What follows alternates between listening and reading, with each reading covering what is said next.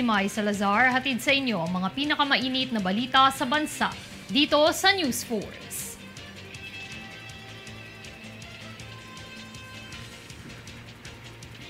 Sa ulo ng mga balita, regular special holidays sa 2025 inilabas na ng Malacanang.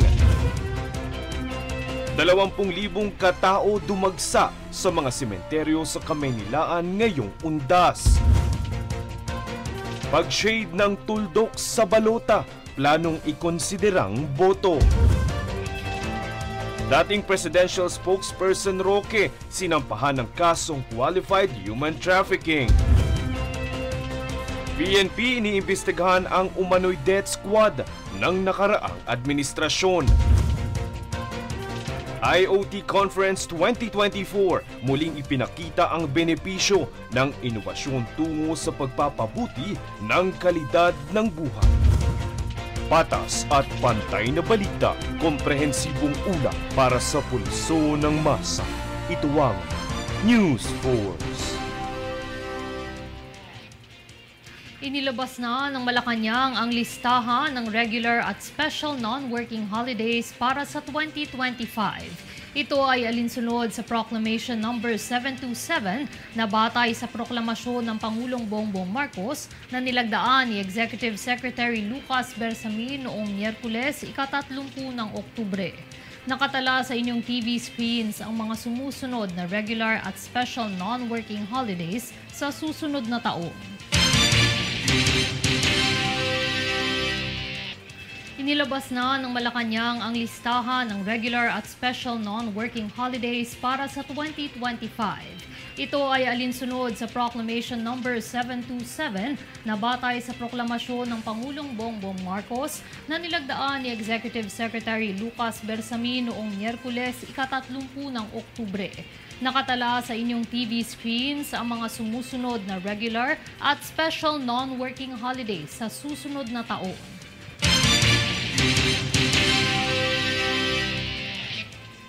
Para masiguro ang kaligtasan sa mga sementeryo ngayong Undas, mahigit 32,000 ang nakadeploy na kapulisan sa buong bansa. Ito ay mas marami sa naunang 18,000 na bilang ng deployment ng PNP. Ang karagdagang mga pulis umano ay para mas mabigyan ng assistance ang mga biyahero at bibisita sa sementeryo. Pagtitiyak naman ng PNP, wala itong na-monitor na banta. Bilang paggunita sa Undas, patuloy pa rin ang pagdagsa ng mga bumibisita sa puntod na tinatayang nasa 20,000 katao nitong unang araw ng Nobyembre. Tunghaya ng ulat ni Jade Buhoy. Namataan ang pagbisita ng libo-libong Pilipino sa mga sementeryo sa Maynila ngayong Biyernes para gunitain ang Undas. Partikular sa Manila North Cemetery, tinatayang 20,000 katao ang pumasok sa lugar ng maaga pa lang, bandang alas 7 ng umaga. Sa kabilang banda, naitala rin ang mahigit 110,000 bisita noong Huwebes na sinamantala ang makulimlim ngunit maayos na panahon. Pahayag naman ng kapulisan, bagamat dagsa ng tao, naging tahimik at mapayapa ang sitwasyon. Anila inaasahang aabot sa mahigit 1,000,000 ang bibisita sa sementeryo ngayong Biyernes dahil sa magandang panahon. Mas mataas kumpara sa 930,000 katao noong nakaraang taon. Samantalang pinahayag din ng pamunuan na pinatagal ang paglilinis at pag-aayos ng mga nicho na umabot ng 2 araw bago ang Undas. Pagbabahagi pa ng ilang mga tao rito upang maiwasan ang dagsa ng tao sa hapon, may ilang bisita na dumiretso mula sa kanilang panggabing trabaho patungo sa sementeryo. Bahagi din ng ilang mga namisita, sinimulan nila ang pag-aayos ng kanilang nicho noong ika-22 ng Oktubre. Sa kabilang banda, paalala naman ng mga pamunuan, ipinagbabawal ang pagdadala ng mga alak, vape at mga materyales sa pagpipinta sa loob ng sementeryo upang mapanatili ang kaayusan. Bahagi nito, naglagay ng Police Assistant Desk ang Manila Police District para tumulong at magbigay ng seguridad sa mga bisita. Jade Buhoy, nag-uulat para sa One Media Network.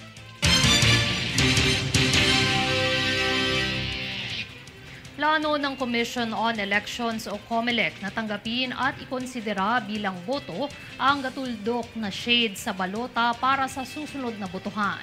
Ito ay kasunod ng pagmumungkahi na ibaba sa 15% shading threshold sa mga balota upang hindi mahirapan na bumoto ang mga kababayan nating kabilang sa vulnerable sectors tulad ng persons with disabilities, buntis at senior citizens. Dahilan ni COMELEC Chair George Erwin Garcia, pagboto naman ng mga botante ang importante at layon ng eleksyon.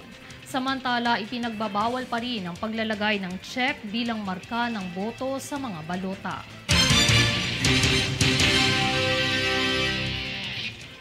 Inanunsyo ng Commission on Elections na tapos na ang paggawa ng 110 ACMs o Automated Counting Machines para sa 2025 midterm elections. Ayon kay COMELEC Chairman George Erwin Garcia, nasa pantalan na sa Busan sa South Korea ang mga makina. Mas maaga umano ang paggawa ng Miru System Company Limited. Sa sandaling makarating na ang mga ito sa Pilipinas, dadalhin muna ito sa warehouse ng COMELEC sa Laguna. Sunod nito ay ang pag-testing sa mga ito kasama ang mga election watchdog at media.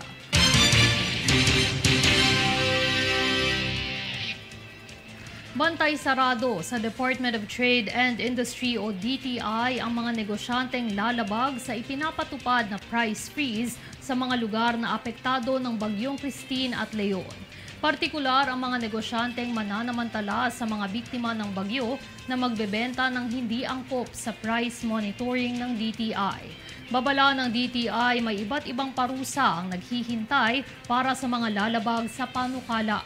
Samantala, sinisiguro naman ng DTI na may sapat na supply ng pangangailangan at hindi kakapusin sa bilihin ang mga mamimili, higit lalo sa panahon ng sakuna.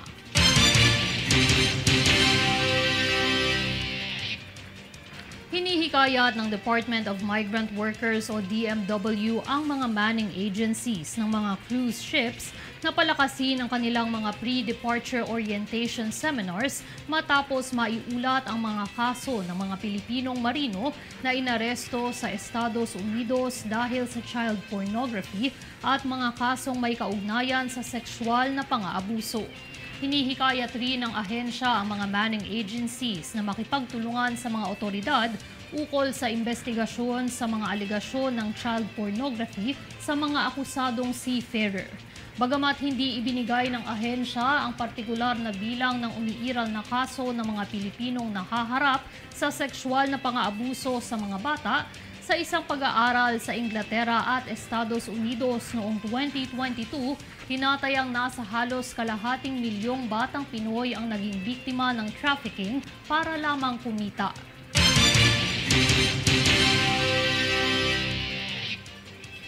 Susunod sa News Force. PBBM pinag-aaralang muling buksan ang programa ng kanyang ama laban sa pagbaha sa Bicol Region.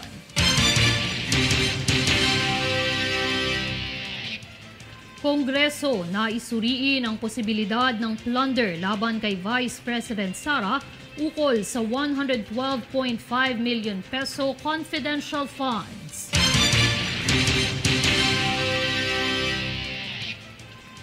Alice Go sinampahan na ng kaso ng COMELEC kaugnay ng pagtakbo bilang alkalde. Manatiling nakatutok para sa higit pa mga balita sa pagbabalik ng News 4.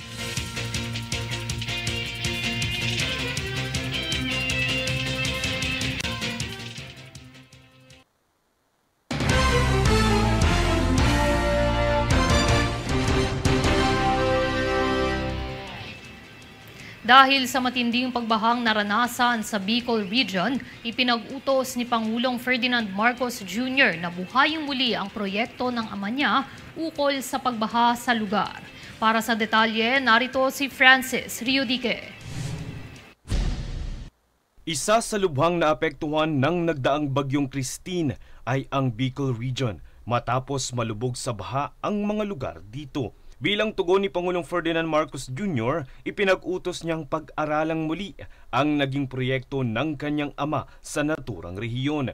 Muling bibisitahin umano ng pamahalaan ang Bicol River Basin Development Project noong 1973. Base umano sa pagsisiyasat ng Pangulo, malaki ang maitutulong nito sa paglutas ng baha sa Bicol. Kasalukuyan na umano itong pinag-aaralan ng Department of Public Works and Highways na layong iaayon sa kondisyon ng pagbabago ng klima sa kasalukuyan. Pagigit pa ni Marcos, dapat nang mag-isip ng mga long-term solution ng mga proyekto. Paglilinaw pa niya, mayroon naman umanong mga flood control projects ang pamahalaan, ngunit hindi daw kaya ang dami ng tubig na hatid ng Bagyong Christine.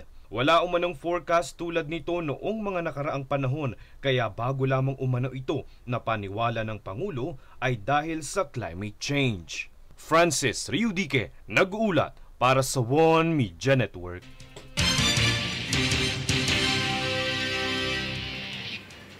Plunder case ikinukonsidera laban kay Vice President Sara Duterte sa 112.5 million peso cash advance ng confidential funds sa DepEd. Yan ang balitang hatid ni Jade Buhoy.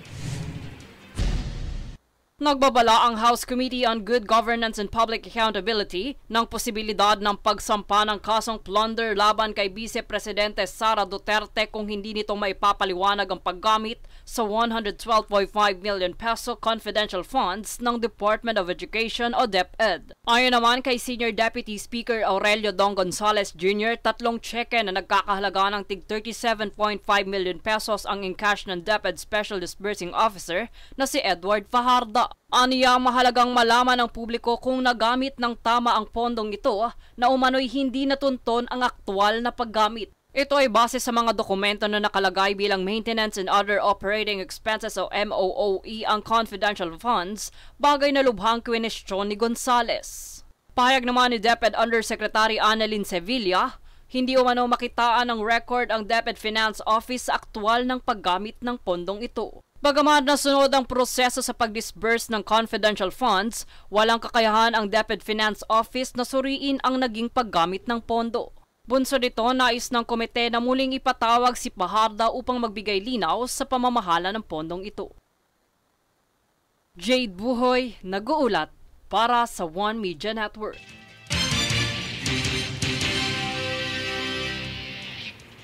Isinama na si dating presidential spokesperson Harry Roque sa mga inirereklamo sa kasong qualified human trafficking kaugnay ng pogo na Lucky South 99. Ayon naman kay Roque, gawa-gawa lamang umano ang alegasyon sa kanya. Para sa detalye, narito si Francis Riudique. Inireklamo na rin ng mga otoridad si dating presidential spokesperson Harry Roque kaugnay ng qualified human trafficking. Ito ay matapos na magsumite ng Supplemental Complaint Affidavit ang Presidential Anti-Organized Crime Commission o PAOC at PNP-CIDG sa Justice Department. Dahil ito sa alegasyong pagkakasangkot niya sa operasyon ng ni-raid na Pogo Hub na Lucky South 99 sa Pampanga. Kaya naman kasama na si Roque sa reklamong inihain din kay Cassandra Leong na authorized respondent ng naturang Pogo Hub. Ayon sa Interagency Council Against Trafficking o IACAT prosecutor, bunsod ito ng umano'y aktibong partisipasyon ni Roque sa iligal na operasyon ng Pogo. Aniya, may testimonya mula sa PAGCOR na nakipagpulong umano si Roque at Ong sa ahensya. Ilang beses din umano silang nag-follow up sa PAGCOR para sa status ng renewal ng lisensya ng Lucky South. Ayon naman kay Roque, gawa-gawa lamang umano ang mga alegasyon laban sa kanya. Wala umano siyang kinalaman sa iligal na operasyon ng nasabing Pogo. Sa kabila nito, handa naman umano siyang harapin ang mga alegasyon laban sa kanya. Francis Riudique, nag-uulat para sa One Media Network.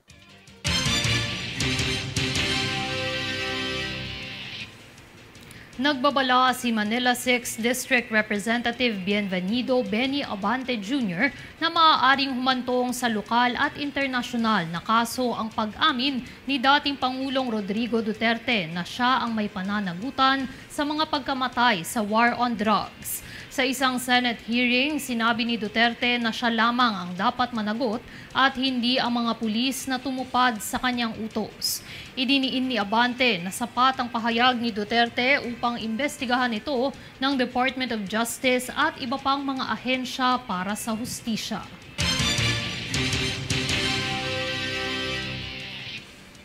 Umalma ang Department of Justice o DOJ sa pahayag ni dating Pangulong Rodrigo Duterte na tumaas ang crime rate matapos ang kanyang administrasyon. Ayon sa DOJ, taliwas nito sa datos ng Philippine National Police o PNP. Para sa detalye, narito si Francis Riodique. Naglabas ng pahayag ang Department of Justice o DOJ patungkol sa sinabi ni dating Pangulong Rodrigo Duterte na tumaas ang crime rate ng Pilipinas matapos ang kanyang administrasyon. Ayon kay Justice Secretary Jesus Crispin Remulla, bukod sa naging stable ang peace and order sa bansa ay mas nag-improve pa umano ito. Itinanggi din ng kalihim ang pahayag ni Duterte na pagkatapos ng nakarang administrasyon ay naglipa na ang mga drug-related syndicates. Paggigit niya, mas bumaba ang crime rate sa bansa mula sa naitalang mahigit 300,000 krimen sa bansa noong 2022 hanggang 2024 ay mas mababa umano ito ng 10% mula noong 2020 hanggang 2022. Kahit ang Malacanang ay itinanggi ang pahayag ng dating Pangulo. Ayon kay Executive Secretary Lucas Bersamin, walang katotohanan ang paglaki ng mga kaso ng krimen sa bansa. Paggigit niya, mas nagkaroon ng stability sa peace and order sa bansa na hindi kinakailangang ipagsawalang bahala ang due process at karapatan ng mga Pilipino. Francis Riodique, nag-uulat para sa One Media Network.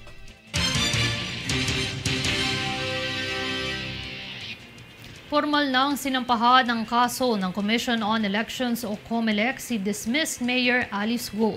Kaugnay ito ng kanyang pagtakbo bilang alkalde sa Bamban, Tarlac. Para sa detalye, narito si Francis Riodique. Muling nahaharap sa panibagong kaso si dismissed Mayor Alice Guo. Kaugnay ito ng alegasyong material misrepresentation ng kanyang kandidatura bilang alkalde sa Bamban, Tarlac noong 2022 elections. Ayon sa isinampang kaso ng Commission on Elections o COMELEC, nilabag ni Guo ang Section 74 ng Omnibus Election Code dahil ito sa kanyang pagtakbo sa eleksyon sa kabila ng kanyang pagiging Chinese national. Matatandaang lumabas sa investigasyon ng NBI na tumugma ang fingerprint ni Guo sa isang Guo Waping na isang Chinese national na pinaniniwala ang totoong katauhan niya. Samantala, plano rin umano ng COMELEC na mag-file ng motion sa Regional Trial Court ng Tarlac na ilipat ang lugar ng pagdinig ng kaso ni Guo. Paglilinaw ni COMELEC Chairman George Erwin Garcia, may tiwala naman siya sa korte. Nais lamang niyang masiguro ang proteksyon ng mga testigo at mga abogado. Si Guo ay naharap sa mga kasong graft, qualified human trafficking, money laundering at tax evasion dahil sa umano'y pagkakasangkot niya sa iligal na operasyon ng Pogo sa Bamban, Tarlac. Francis Riodique, nag-uulat para sa One Media Network.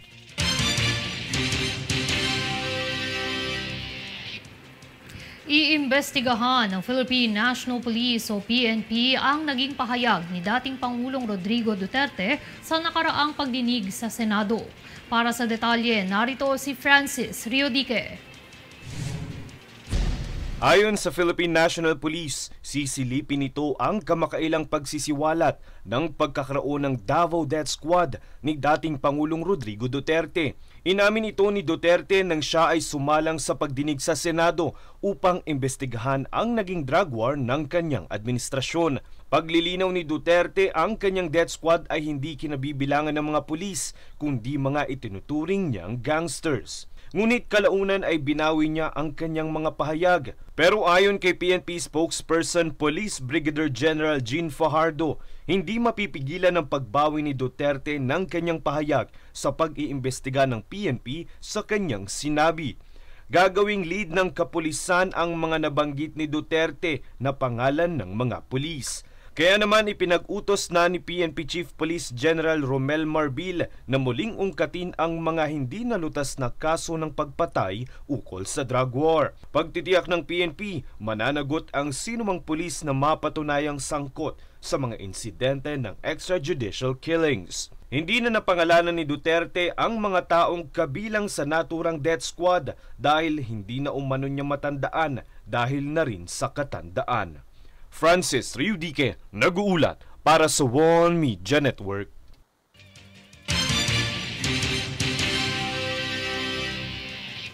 Sa naganap na Internet of Things o IoT 2024 ay layon nitong palaganapin ang digital transformation sa bansa nang sa gayon ay mapaunlad ang serbisyo sa publiko, pagtugon sa sakuna at iba pa. Makibalita sa kaganapang yan mula kay Daniza Lopez. Sa isinagawang 2024 conference ng Internet of Things o IoT ay muling itinanghal ang mga makabagong kaunlaran sa industriya na siyang dinaluhan ng higit 3,000 kalahok at 35 tagapagsalita. Ito'y pinangunahan ng Packetworks at Red Wizard sa kooperasyon ng Department of Information and Communications Technology o DICT na may temang Connected Ecosystem in Building the IoT-Ready Philippines. Layo ng nasabing kaganapan na itaguyod ang kolaborasyon sa mga stakeholder at palaganapin ang kaalaman sa pagpapalakas ng digital information sa bansa.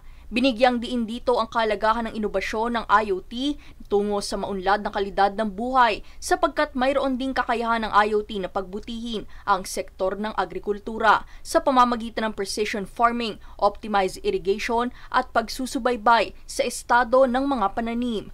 Sa larangan naman na mapabilis ang pagresponde sa sakuna ay mayroon itong kakayahan na paunlarin ang real-time monitoring ng mga pag-ulan, pagbaha at iba pang panganib.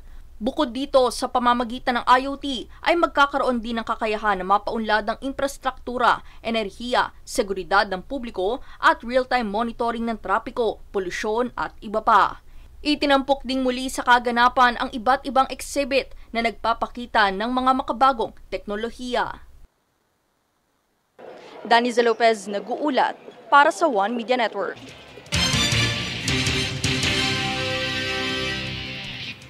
At narito ang recap ng mga nagbabagang balita ngayon. Sa ulo ng mga balita, regular special holidays sa 2025 inilabas na ng Malacanang. 20,000 katao dumagsa sa mga sementeryo sa Kamaynilaan ngayong Undas. Pag-shade ng tuldok sa balota, planong ikonsiderang boto. Dating presidential spokesperson Roque, sinampahan ng kasong qualified human trafficking. PNP iniimbestigahan ang umano'y death squad ng nakaraang administrasyon. IoT Conference 2024, muling ipinakita ang benepisyo ng inobasyon tungo sa pagpapabuti ng kalidad ng buhay. Patas at pantay na balita, komprehensibong ulat para sa pulso ng masa. Ito ang News Force. At yan ang pinakamainit na mga balita ngayong araw. Manatiling nakatutok sa aming mga ulat at updates sa aming Facebook page, facebook.com/OneMediaNetwork.